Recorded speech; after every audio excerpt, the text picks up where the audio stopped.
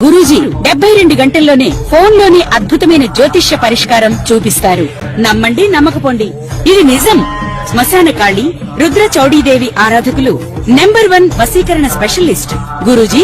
మనిషి పుట్టుక నుండి చనిపోయే వరకు వచ్చే అన్ని క్లిష్టమైన సమస్యలకు పరిష్కారం ఇక్కడ లభిస్తుంది. విద్య, ఉద్యోగం, వ్యవహారం, స్త్రీ ప్రేమ, పెళ్లి, సంతానం, స్త్రీ పురుష వశీకరణం, భూవశం, భార్యాభర్తల కలహాలు, కోర్టు సమస్యలు, విడాకుల సమస్యలు, చేతబడి, అప్పుల బాధ, ఇంకా మీకు ఎలాంటి సమస్యలు ఉన్నా 72 గంటల్లోనే.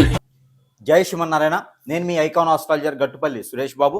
మనకి సమాజంలో ఈ రోజున భార్యాభర్తల మధ్యన బంధం, ఇది ఎంతో అన్యోన్యమైనటువంటి బంధం. ఇలాంటి బంధానికి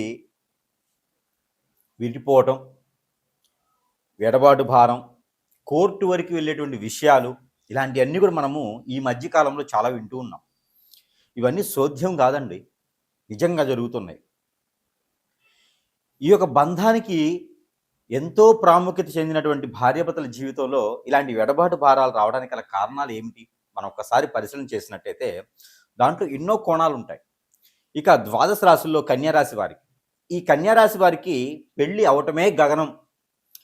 పెళ్లి అయిన తర్వాత ఎడబాటు భారం, ఈ ఎడబాటు భారం రావడానికి గల కారణాలు ముఖ్యంగా ఒకటి గమనించుకోవచ్చు. జాతకంలో కుజదోషం ఉన్న, శని భగవాన్ యొక్క అశుభ దృష్టి ఎక్కువగా ఉన్నా, రాహుకేతువుల యొక్క అశుభ దృష్టి ఎక్కువగా ఉన్నా, పితృదోషాలున్నా, కలత్ర దోషం ఉన్నా, ఈ కన్యారాశి వారికి భార్యాభర్తల మధ్యన ఎడబాటు భారం ఉంటుంది. ముఖ్యంగా కన్యారాశి వారికి చూడటానికి చాలా అందంగాను, చాకచక్యంగాను, ఎదుటి వాళ్ళని మన్నలంగా కాకుండాను వారిని ఆకట్టుకునే తత్వంతోనూ, ఏదైనా సరే మాటలతో సంపాదించుకునే విధంగాను, పెట్టుబడి తక్కువతో వ్యాపారం చేసే వృద్ధిగాను, మంచి జాబులు, ప్రఖ్యాత, పేరు, హోదా, అన్ని రకాల రంగాల్లో కూడా ముందు ఉంటూ ఉండేటువంటి వారిలో ఒకరిగా ఉంటారు కన్యారాశి వారు. అలాంటి రాశి వారికి ఈ యొక్క భార్యాభర్తలు విడిపోవటం అనేది మనం గమనించుకున్నట్టయితే కనుక, గ్రహాల యొక్క స్థితిగతులు ఒకటైతే భార్య మీద కన్నేసినటువంటి ఎవరో, భర్త మీద కన్నేసినటువంటి ఎవరో వారి మీద చేయించేటువంటి చెడు క్రియలు, హిప్నాటిజం, బ్లాక్ మ్యాజిక్, వశీకరణం, మందు పెట్టడం లాంటివి చేసి అష్టదిబ్బందును పాలు చేసి ఆ భార్య మీద భర్త మీద కన్ను వేసి జీవితంలో బొగ్గుపాలు చేసి వారి వైపు లాక్కోవటం. దీనివలన పిల్లలు, పెద్దలు అందరూ కూడా చెట్టుకోరు గుట్టుకోరు అవుతూ భార్యాభర్తల బంధంలో విడిపోతూ ఉంటారు. ఇక ఈ విడిపోవడానికి గల కారణాలు అనేకమైతే దాంట్లో ముఖ్యంగా అయితే కనుక జాబు లేకపోవటం, సరైనటువంటి సమయం ఇవ్వలేదు అని, కన్యారాశి వారికి ముఖ్యంగా సరైనటువంటి సమయం ఇవ్వలేదు అని చెప్పేసి భార్య అని భర్త మీద దూరం అవుతూ ఉంటారు. ఏ విషయం ఉన్నా బాధ్యతగా తీసుకుంటారు కన్యారాశి వారు. అలాంటి బాధ్యతగా తీసుకున్నప్పటికీ కూడా విడిపోయేటువంటి దానికి ఉంటుంది. ఎందుకంటే సమయం ఇవ్వలేకపోతున్నావు అని. ఇన్ని రకాల బాధలు ఉండేటువంటి కన్యారాశి వారికి ఈ యొక్క పరిష్కార మార్గం కూడా ఉండాలి. ఇక హిప్నాటిజం లాంటివి జరిగి ఈ కన్యారాశిలో పుట్టినటువంటి వారికి ఎన్నో రకాలైన సమస్యలు ఏర్పడి దూరమవుతూ ఉంటారు. ముఖ్యంగా ఈ దోషాలకి పరిహారం నిమిత్తంగా చేసుకుంటూ ఉండాలి. ఇక ఏ పని చేసినా ఏ ఓర్పుతో, సహనంతో, నిజాయితీతో ఉండేటువంటి కన్యారాశి వారు ఏ పని చేసినా కూడా అష్టదిబ్బందులాగా ఏర్పడేసి ముందుకు వెళ్ళలేకపోతూ ఉంటారు. అనేజీగా ఉంటూ, కోపం ఎక్కువ వస్తూ, చిరాకు ఎక్కువ పడుతూ అనేక రకాల రంగాల్లో కూడా సగంలో ఆగిపోతూ ఉంటారు. ఇవన్నీ కూడా గ్రహరీత్యా దోషాలు కాదండి. మీ మీద వ్యసనంతో, మీ మీద కుళ్ళు రందితో చేయించేటువంటి చెడు క్రియలు, అవన్నీ కూడా మీరు గమనించుకుంటూ ఉండాలి. ఇక ముఖ్యంగా ఈ కన్యారాశి వారికి భార్యాభర్తల మధ్యన ఉండేటువంటి ఎడబాటు, దీని ద్వారా భార్యాభర్తలు కోర్టు వరకు వెళ్ళేటువంటి సమస్యలు ఏవైతే ఉన్నాయో ఇవి ఒక మేర కొలిక్కి రావాలి అంటే కనుక చిన్నపాటి పరిహారాల్లో ఒక నిమిత్తంగా చేసుకోవాలి. దాంట్లో ముఖ్యంగా ఆవుకి గోధుమ రొట్టెలు తినిపించడం, పచ్చపెసలతో గుడాలు అంటే గుగ్గిళ్ళు అని వండేసి ఇవి ఎక్కడైనా ఆలయంలో, విష్ణు ఆలయంలో నైవేద్యంగా సమర్పించుకోవడం లాంటివి చేస్తూ ఉండాలి. వినాయక స్వామి వారికి పంచామృత అభిషేకం చేస్తూ ఉండాలి. సుబ్రహ్మణ్య స్వామి వారికి అభిషేకం చేస్తూ ఉండాలి. రావి చెట్టు లేదా వేప చెట్టు అయినా ఒకటి రోడ్డుకు ఇరువైపులు కానీ ఏదైనా పొలాల్లో వాటిల్లో కూడా నాటితే చాలా మంచిది.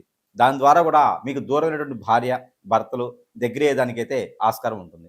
ఒక ముగ్గురు లేదా నలుగురికి బట్టలు పెట్టడం కూడా చాలా మంచి జరుగుతూ ఉంటుంది. ఈ పరిహారాలతో పాటు దేవుని అనుగ్రహం కూడా కావాలి. ఇలానే గుగ్గిళ్ళ నైవేద్యం పెట్టుకుంటూ ఉండాలి. హనుమానికి, ఆంజనేయ స్వామికి హనుమాన్ ఆ సింధూరంతో అభిషేకం చేసుకుంటూ ఉండాలి.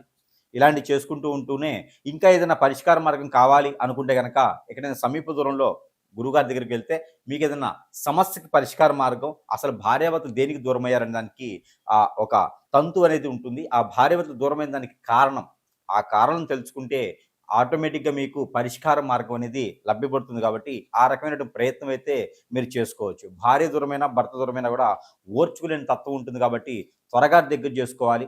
ఇంకా వదిలివేశారంటే గనక ఆరోగ్యం క్షీణించడానికి, ఆరోగ్య సమస్యలు వచ్చేదానికైతే ఆస్కారం ఎక్కువగా ఉంటుంది కాబట్టి, ఆ మేర ప్రయత్నం చేస్తే చాలా బావుంటుంది. అలానే మీ యొక్క జాతకం అనుకుంటారేమో, ఇది ఈ రాశి వారికే అని అనుకుంటారేమో. అలా కాదండి. ప్రతి ఒక్కరికి కూడా నామనక్షత్ర ప్రకారంగా అయినా, లేదా జాతక పరిశీలనలో అయినా, ఇక్కడ మేజర్‌గా మనం చూసుకున్నట్టయితే గనక, నేను చెప్పినటువంటి పరిహారాలు మీ నామనక్షత్ర ప్రకారంగా రాసి ఉన్నా కూడా చేసుకోవచ్చు. ఇక్కడ మనము సమస్యని సూచిస్తున్నాం కానీ, మీ యొక్క రాశిని అనేది పర్టిక్యులర్‌గా కాదు. ముఖ్యంగా మనం చెప్పినటువంటి పరిహారం ప్రతి ఒక్కరు కూడా పాటిస్తూ, భార్యాభర్త దగ్గరవ్వాలని ఒక మనస్ఫూర్తిగా కోరుకుంటూ, ఇంకా కూడా మీకు అవ్వట్లేదంటే గనక, నిజంగా మీకు ఏదో జరుగుతుందని అర్థం అండి. ఎందుకంటే ఒకటి గమనించుకోండి. మనము పెళ్లి చేసుకునేటువంటి ముందు ఇరువురు అంటే అటు పెద్దలు ఇటు పెద్దలు కలిసి వారి యొక్క జాతక చక్రం తీసుకొని వారి యొక్క నక్షత్రాలేంటి, గుణగణాలేంటి, వారి యొక్క రాశి ఏంటి, వీరి యొక్క కంపాటబిలిటీ, వారి యొక్క మైత్రి ఎంత కలిసింది అని చూసి ఎన్నో వందల మంది యొక్క దీవెనలు తీసుకొని ఆ ఒక ముహూర్తం పెట్టి పెళ్లి చేసుకునేటువంటిది అయితే కనిపిస్తుంది. అలాగ పెళ్లి చేసుకొని విడిపోతున్నారు అంటే ఖచ్చితంగా మనం ఆలోచించుదాం. ఏదో కారణం అయితే ఉంటుంది కదా. ఆ కారణాన్ని మనము వెలికి తీయాలి, వెతకాలి. నిజంగా మనం ఆ కారణం ఏంటి, ఎవరైనా కన్ను వేశారా, నిజంగా జాతక పరిశీలనలో కనుక తప్పులుంటే వారు ఇచ్చిన డేట్ ఆఫ్ బర్త్ తప్పు ఉంటుందా, లేదా మన అనుమానమా, లేదా మన కోపమా, మన చేతకంతనమా, మన ఎదుగుదల లేకపోవటమా, ఏదో ఒక కారణం అయితే ఉంటుందండి విడిపోవటానికి. ఈ కారణాన్ని మనం ఖచ్చితంగా వెతకాల్సిందే. ఇక వాస్తు ప్రకారంగా లోపం ఉందా, అప్పులు పాలై ఉన్నామా, ఆరోగ్యం క్షీణిస్తుందా, పిల్లలు పుట్టట్లేదా, ఇలాంటి ఎన్నో కారణాలు కదా. ఈ కారణాలకు సంబంధించినటువంటి పరిహారమే ఇప్పుడు మనము సూచిస్తున్నాం. ఈ పరిహారము అందరూ కూడా చేసుకోవచ్చు. అలాంటి ఇబ్బంది అయితే ఏం లేదు. మాకు ఈ రాశే ఉందండి, ఈ పరిహారం చేయాలా లేదా అనేది లేదు. పరిహారం చేసుకోవడం వలన సందర్భంగా సారంగా చేసుకోవాలి తప్పితే వాటి వలన నష్టపోయేది కానీ, ఇబ్బంది పడేది కానీ లేదు. ఆ పరిహారం వలన మీకు మంచి జరిగిందా, సంతోషం. లేదు అంటే కనుక నిజంగా మీ మీద చెడు వ్యసనంతో, చెడు కన్నుతో, మీ పెద్దల పూర్వీకుల దోషాలతోనో, లేదా మాట మంతి ఉన్నా, లేదా డబ్బు ప్రకారంగానే ఎన్నో రకాల సమస్యలు కొట్టుమిట్లాడుతుంటాయి కాబట్టి, ఇంకా ఏదైనా సమస్య ఉండి మీ మీద నిజంగానే కారణాలు ఉంటేనేనండి మీకు జరిగేటువంటి అనేజీ కావచ్చు, అన్ఫిట్ కావచ్చు, లేదా ఇంకేదైనా సమస్యలు కావచ్చు, ఇవన్నీ కూడా మీకుగా జరిగేవి కాదు. ఎవరో మిమ్మల్ని చేపిస్తున్నారు. ఇది మాత్రం గమనించుకొని సంప్రదించవచ్చు.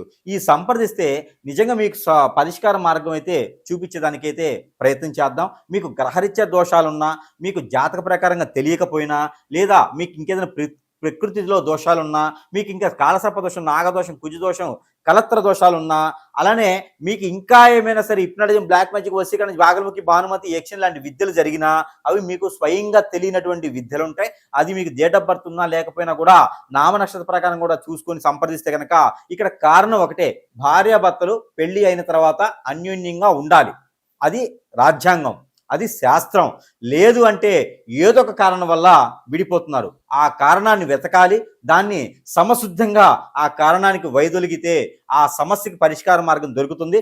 సుఖంగా, సంతోషంగా ఉండేటువంటి దాంపత్య జీవితం, పిల్లలు, పెద్దలు అందరూ బాగుండాలనే ఒక సంకల్పంతో ఈ యొక్క పరిహారాలు చెప్పుకున్నాము. ఇవి అందరూ కూడా ఆచరించి, పాటించి, చేసి ఉత్తులుగా చేసేసుకుని ఈ యొక్క మార్గాన్ని కూడా వెంచుకొని మీకు ఉన్న సమస్యని పరిష్కార మార్గానికి ఒక ప్రయత్నంగా చేయండి. జై శ్రీమన్నారాయణ. ఓకేనా?